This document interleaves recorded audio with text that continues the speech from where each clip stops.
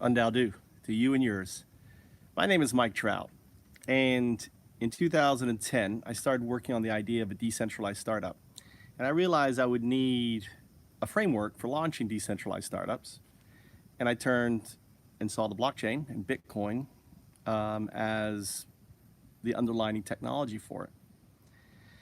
After over a year of trying to get funding out of Dave McClure, Reese, I can't think of his first name, from the Founders Institute and so on, hit him, all these Eric Reese, all these folks, like, this is the future. This is going to change everything, right? I even went to Noam Chomsky. His video came out, The Wealth and Power Cycle, and I said, hey, I have a solution for this wealth and power cycle. And, and he says, I can't help you. And I was at my wit's end. And it was around December of 2011. I was at my wit's end, and a circle appeared on my face, right? Literally, a circle appeared on my face. And when I Googled it, I knew the Mayan calendar was ending a year later. And I Googled it, and I saw the Mayan calendar. And the moment I saw it, I was like, that's me. There's the Open Innovation Framework, driven by the Noodle, which is Obey, right? That launches these danos, which are around, that will usher in this new paradigm. I was like, holy shit. But then I was like, that's too crazy. But it gave me a sense of purpose. And ultimately, I said, you know what? Let's reach out to the Bitcoin people. So not knowing about Bitcoin Talk or the groups or anything else, I just Googled Bitcoin, and the first thing that came up was Bitcoin Magazine. And I reached out to the founder and CEO of Bitcoin Magazine, a guy called Matthew D. Wright, the biggest asshole ever in the world. I've never met an asshole as big as him. The moment I met him, I'm like, I'll never work with you. I just knew it. I would never work with him. But I thought maybe I could get some of his employees. Now understand, Matthew, I'm going to give you a backstory. Matthew was ostracized by the Bitcoin community. He was basically, he has over 6,000 posts, and he was kicked out of his baby. He was blacklisted, blackballed, and removed. And he was angry. And he's the type of person that would want to destroy the thing that kicked him out. He wanted to destroy Bitcoin. He wanted to create something better than Bitcoin and destroy it, right? And he had started working on a stealth project called Small Planet, and it was small.net. I didn't know this at the time. I didn't know the history at the time. This is stuff that's just come up, in the last year that I'm looking for ETH Waldo, right? And reading through his posts and everything else, right? And if you think about it, Ethereum is just that. It was a launch as a counter. So I shared all my IP with a guy called Michal Lisi, who's one of the founders, and who takes the word which really concerns me, is he takes the credit as the creator of Bitcoin Magazine, right?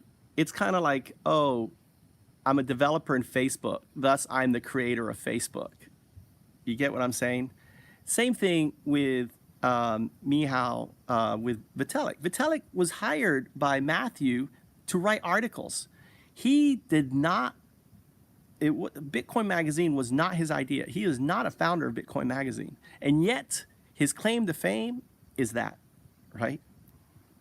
So I am offering 5 Ethereum, DEFCON 5 Ethereum, to find out, to connect me with Matthew D. Wright. I believe he's dead, all right? I believe that, I don't know why. I don't know if he committed suicide. I don't know any. I'd like to know.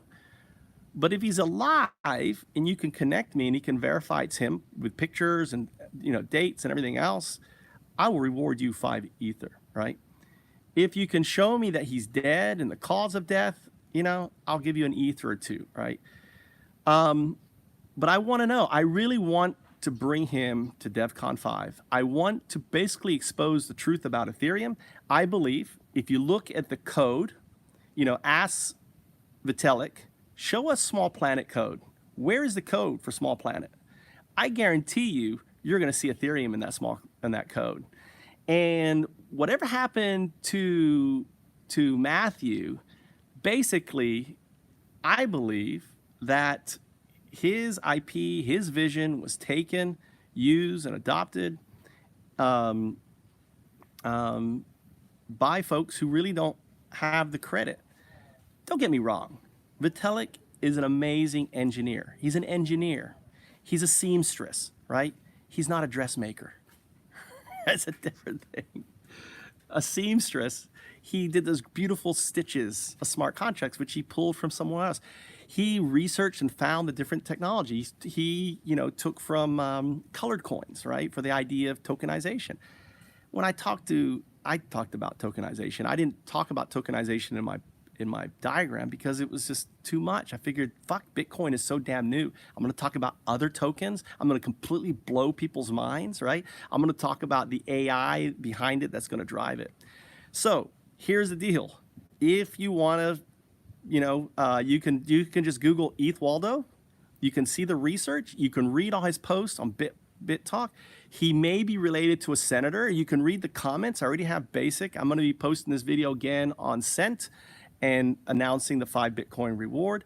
I would love to have Matthew. I hope he's alive. I would love to pay for him to come to DevCon 5 to do the keynote speak and to fucking tell us the story of what went on, right? I want to hear his story. My name is Mike Trout. I am the Sadhu of the blockchain.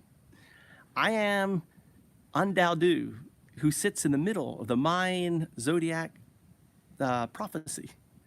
Under him are blocks that represents the blockchain. And around him, that touches his forehead, which means coming out of his mind, right? Coming out of Undao's mind is this band. It's the Open Startup Innovation Framework. You call it. Ethereum was the first. There's many now. There's, Elixir's coming out, Cardano, a vehicle for Danos. Thank you, Undao, to you, Charles. It's about the subconscious. You interact with a Sadhu, Undao is going to possess you, right?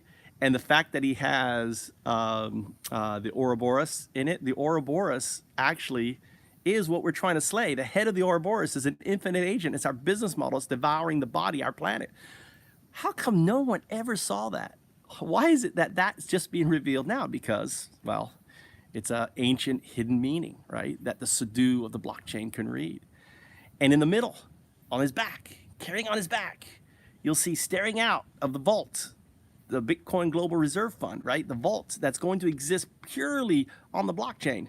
There is going to be no hard wallets. It's going to just exist on the blockchain. The AI is going to control it. And it's going to move it around and hide it. And the cool thing is, it's going to have a smart contract that says basically Bitcoin can't leave. Bitcoin can never leave. But guess what? It can issue a dividend called an UPS that is tied to that Bitcoin. Just like back in the day when you had the dollar, you can go to the Federal Reserve and say, give me $1 worth of fucking gold. They would laugh at you, right? It's going to be no different with SOCAPism. But the value is going to be there. The government's going to be there. All of this work is being done by amazing people out there, right? From Aragon and, there's so many, MakerDAO. There's so many groups working on this, right?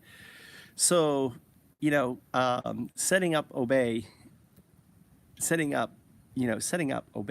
is going to be basically the next thing. Is Bitcoin, right? That's the foundation. The DAO is the blockchain and the open innovation, startup innovation framework, right? That's the DAO. It's going around, okay? The do is on the back. It's Obey, and it's coming. Undao to you and yours.